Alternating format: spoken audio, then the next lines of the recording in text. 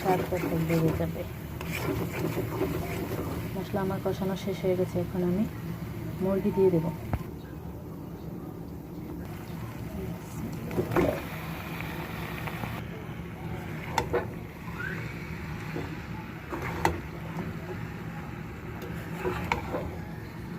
মুরগি দিয়ে ভালো মতো নেড়ে চেড়ে নিতেছি।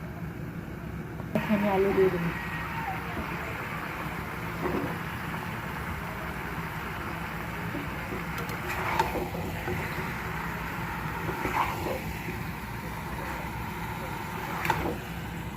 খুব সহজভাবে ঝটপট করে রান্না করা যায়, এত ঝামেলা করি না।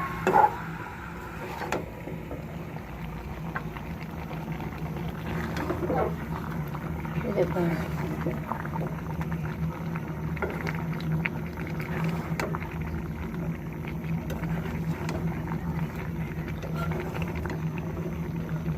মুরগি বলুন, গরু বলুন, যাই বলুন, যত কষাবেন তত স্বাদ লাগবে।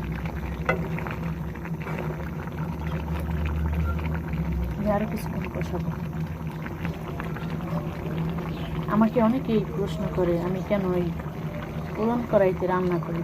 ভাই, পুরন কড়াইতে রান্না করা একটা অন্যরকম শান্তি এবং স্বাদ, এটা সবাই বোঝে না, কিন্তু আমি এটা ছাড়তে পারতেছি না মায়া।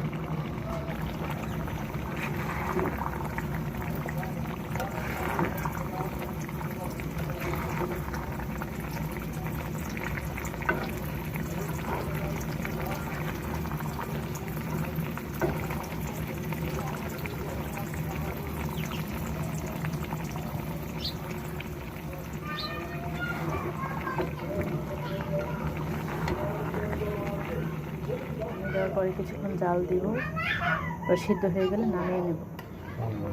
দেশি মুরগি তো তাই আমি একটু ঝোল ঝোল রাখলাম।